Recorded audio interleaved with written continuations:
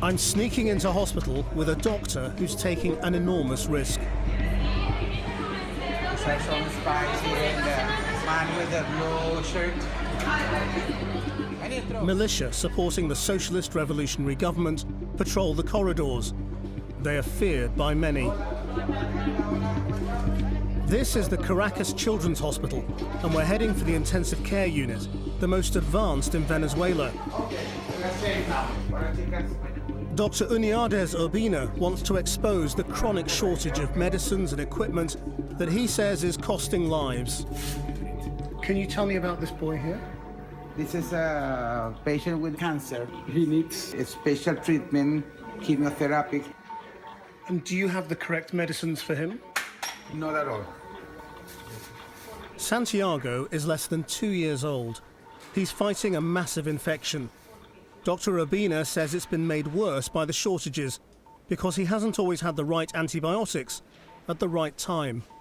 You can see his heart rate is high because his infection beginning from his cancer. And it's not just medicines. The hospital lacks basic equipment for testing Santiago's blood, which is absolutely crucial to his treatment. These are the father and mother of Santiago. Tell me a little bit about Santiago. Does he have all the medicine he needs? Nos ha hecho falta que sí, por ejemplo, ahorita porque es una bolsita para la colostomía, pero no es nada más en el hospital, sino a nivel nacional que nos ha costado mucho conseguirla. Why do these shortages happen? Everything we have to import, all the medicine, because in Venezuela we don't produce medicine, but all the thing needs dollars, and there's no dollars in Venezuela. What's terrifying is that this is the best intensive care unit for children in Venezuela. And if they are suffering shortages here, I shudder to think what's happening in ordinary hospitals or even the bad ones. Santiago and thousands like him have become the victims of an economic disaster, which has left Venezuela unable to import basic supplies. Totally dependent on oil, revenues have collapsed as the price has fallen. And decades of mismanagement and political turmoil have led to runaway inflation and the worst recession in the world. Patients come to the Children's Hospital from across Venezuela. And 5 hours from Caracas, I'm going to meet another family whose lives have been upturned by medical shortages.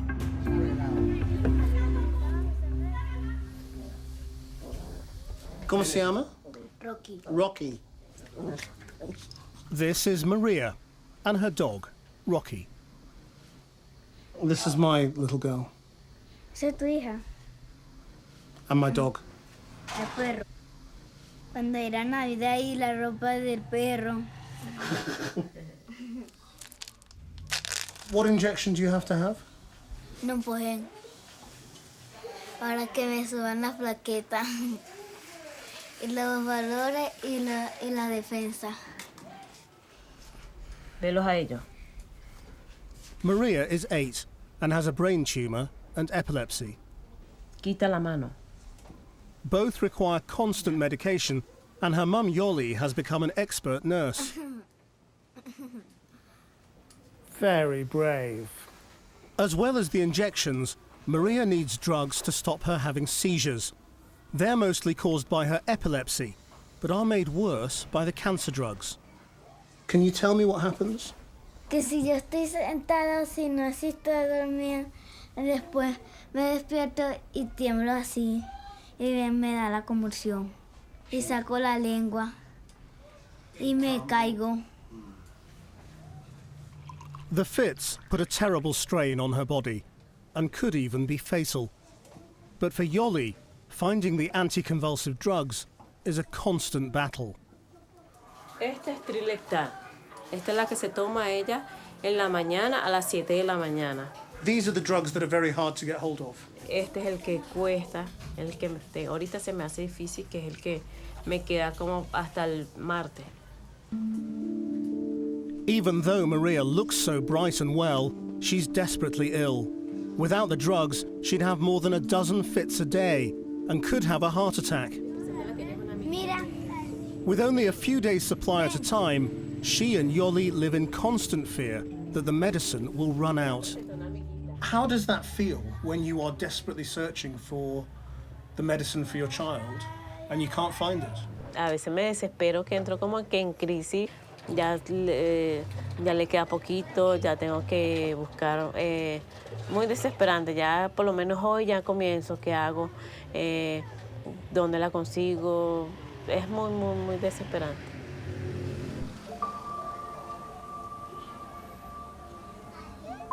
Suddenly, Maria starts to look very poorly.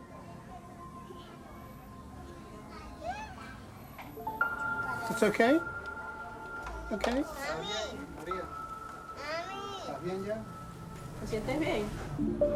Well, Maria's just had a short fit. It was quite a mild one, fortunately. But she's quite embarrassed that it happened in front of us, and so we're going to leave them alone for a while.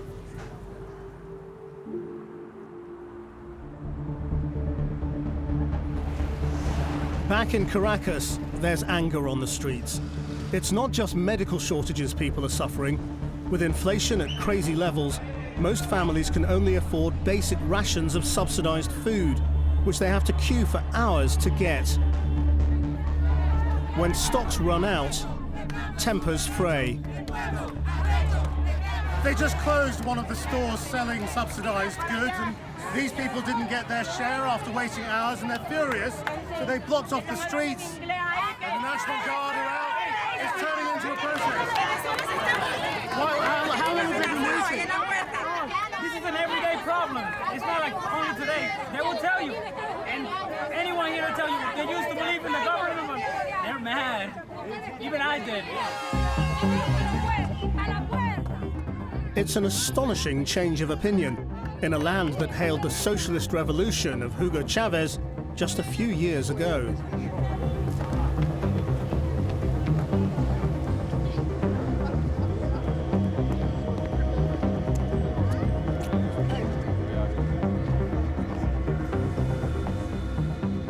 Maria's back in Caracas for treatment.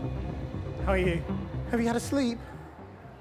She's tired after the long journey, but with only one day's supply left, they've got to find more trileptal, the drug she needs to stop her fits.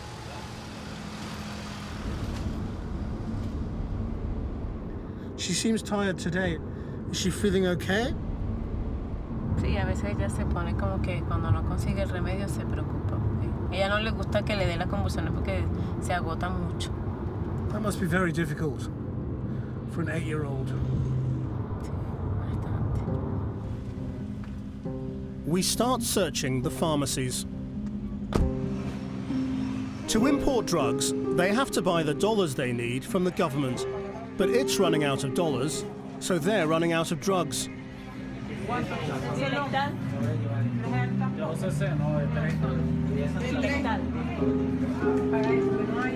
They don't even bother to go and look. It's just, no, of course we don't.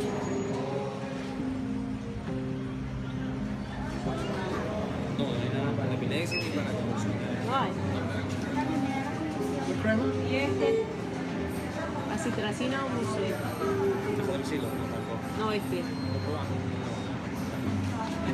There's another one up here. We'll just keep trying. What's this?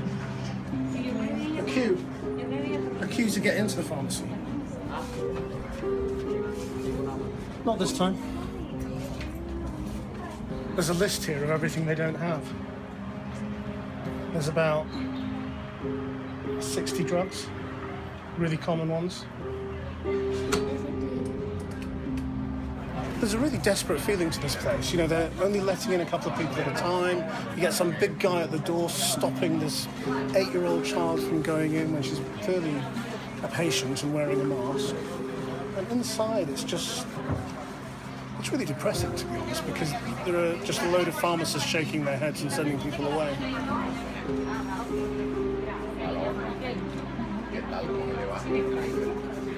I'd be tearing my hair out by now. I don't know how she stays so calm.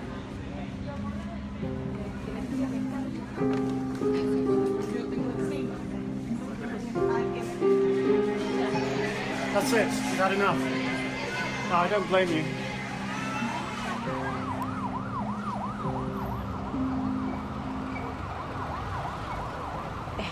Impotente porque siempre cuando entro a una farmacia voy con la esperanza de obtener el remedio. We went to so many pharmacies today and we didn't find Trileptal. Will you be able to sleep tonight? No, definitivamente no, porque ya sé que en esas no hay, tengo que como que volver otra vez, comenzar mañana otra vez.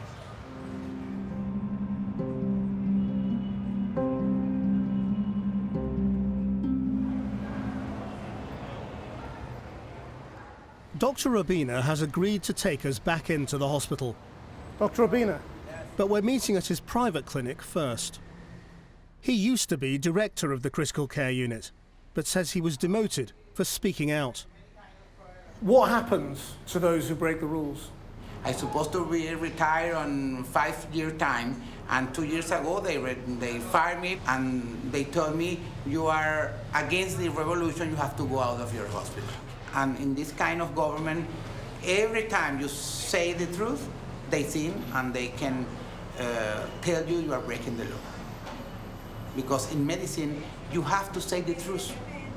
You cannot cheat on the patient. Why are you prepared to break the rules and take us in? I am almost an old man. I'm 56 years old, so I don't have nothing to lose. We head to hospital and up towards critical care. Okay, let's try. But on the way, we bump into the man who replaced Dr. Robina as director of critical care.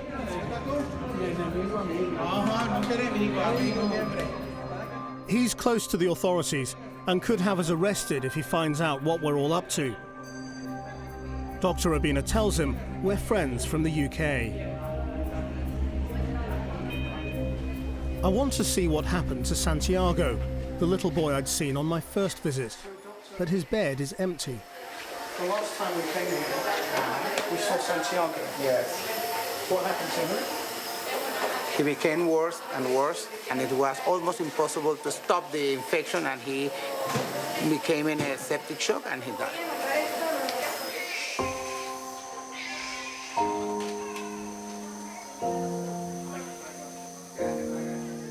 The critical care team can barely stop for a moment to reflect on such tragedies. The impact of the shortages and the flow of new patients are both relentless. A 15-year-old girl has just been admitted. Rosalvis was born with a complex intestinal problem. She's had 5 operations for it, but the most recent one went badly wrong. The stitches were with bad quality of the suture, and the stitches are breaking, and they have to go again to the operating room just to fix again the guts. So you're saying because of the poor quality stitches that the government buys, this girl is now in critical care? Indeed. It is so, it is so. Rosalvis is now fighting a deep infection. She's conscious, but is very weak and needs more corrective surgery. Do you have everything you need for the infection? Sometimes there's no antibiotic, not all the antibiotics. That's very serious in critical care. If you don't have the right antibiotics, a patient could deteriorate very quickly. Yeah, and even die. Yeah. Does that happen? And sometimes. It's a powerless and agonizing wait for Rosalvis's parents. Can you tell me a little bit about Rosalvis? Es una niña muy de la casa, muy tranquila. Aquí hemos sufrido, hemos llorado con ella. Han habido preocupaciones muy relevantes entre nosotros, pero que a la vez nos llena de fortaleza cuando un médico se nos acerca a nosotros. No vale, tranquilo, que tu hija tiene este problema, así, hay problema, hay riesgo, pero ella va a salir adelante. She seems like a very brave girl. Fuerte, mi niña es fuerte y esa es una niña que quiere vivir. A few meters from where Rosalvis lies in bed, there's a gaping hole in the ceiling, a breeding ground for bacteria that could threaten every patient here. That is forbidden in an area like this. But we cannot close this unit because this is one of the few that is working in Caracas. Suddenly, he tells us to stop filming and hide in a side room. The former director of the hospital saw me enter with you in the war, and he's very, very close to the revolution government. So it's best we go? Yes.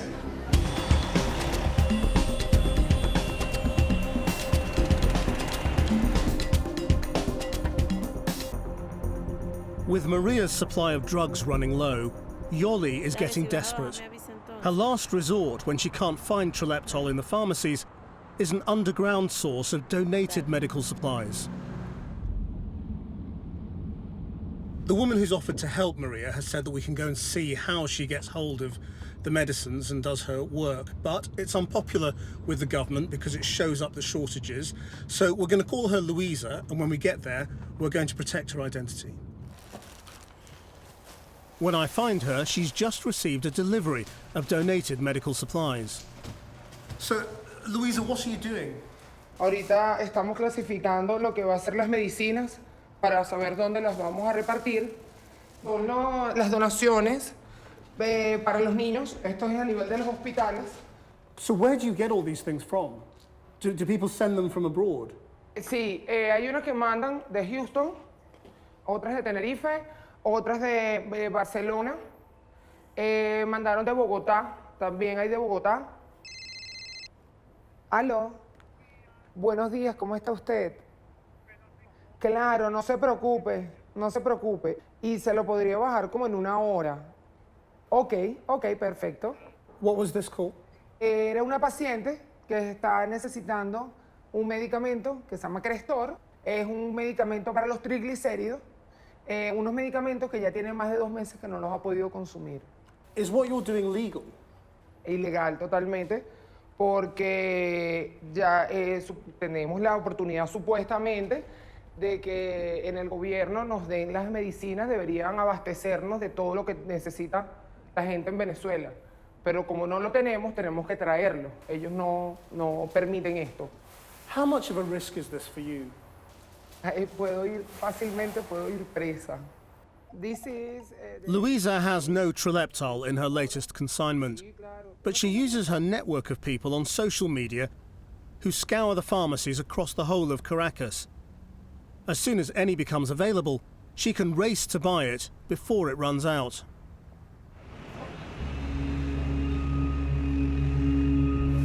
I want to get one more look inside the hospital. Rosalvis will have had her operation, and I want to know how it went.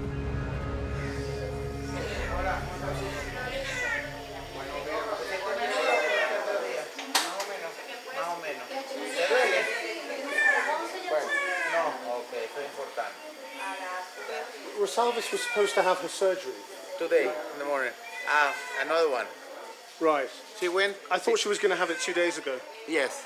Why has it taken extra time to do that? Because in this hospital we have 9 operating rooms. They're working only 2 of them. That's the first thing.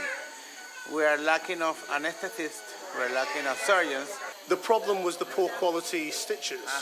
Do you have better stitches now, or will it be the same? No, we have the same. Maybe instead of 3 stitches, they have to put 3 more or 6 or whatever the patient needs. So is there a risk that the same thing could happen? Yes.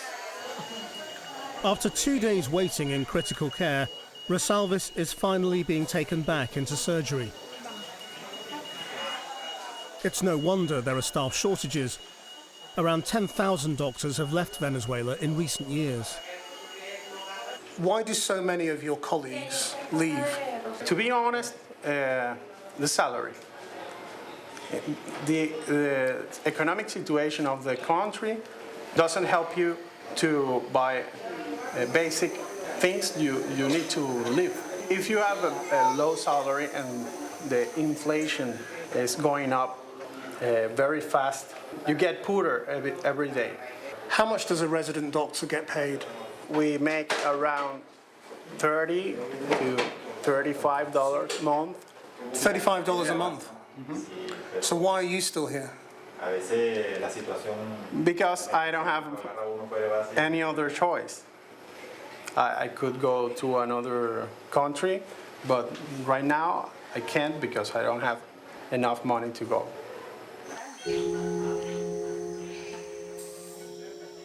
After her operation, Rosalva spent a week in a general pediatric ward, but her infection returned. By the time she was taken back to the critical care unit, it was too late, and eventually, her heart gave out.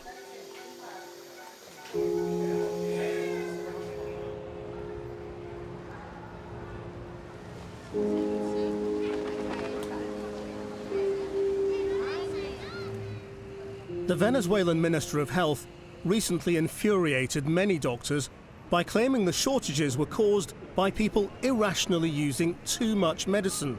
More, she claimed, than anywhere else in the world. We were due to interview the Minister of Health today, but at the last minute her office rang to cancel. She went on state television instead to say that she is now ordering an emergency batch of basic medicines, but nobody knows how much, what, or when it will arrive. Yoli and Maria are on their way to meet Luisa. She's rung with good news.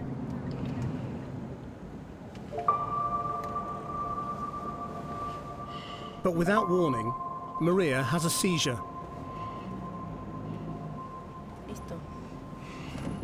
Listo. Listo. ¿Ya?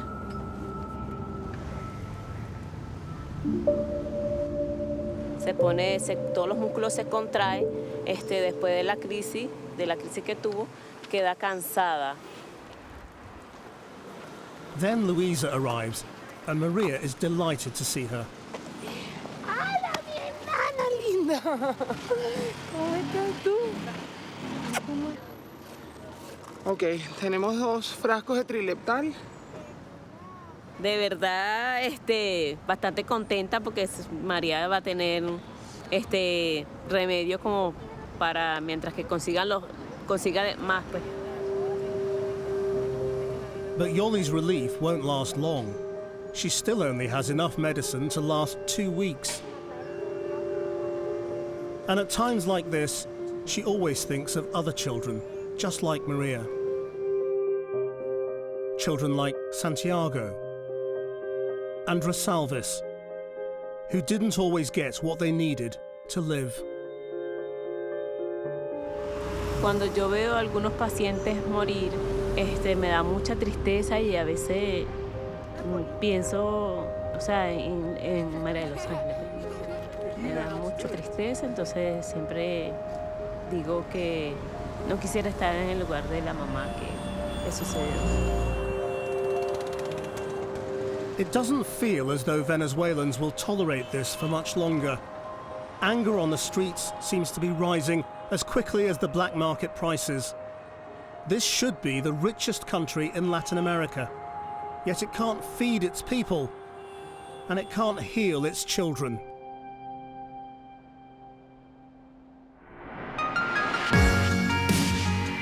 Thanks for watching this classic Unreported World episode. Click the logo to subscribe for more award-winning documentaries from the Unreported World team. We upload videos every Wednesday and Sunday, keeping you up to date with content from all over the world.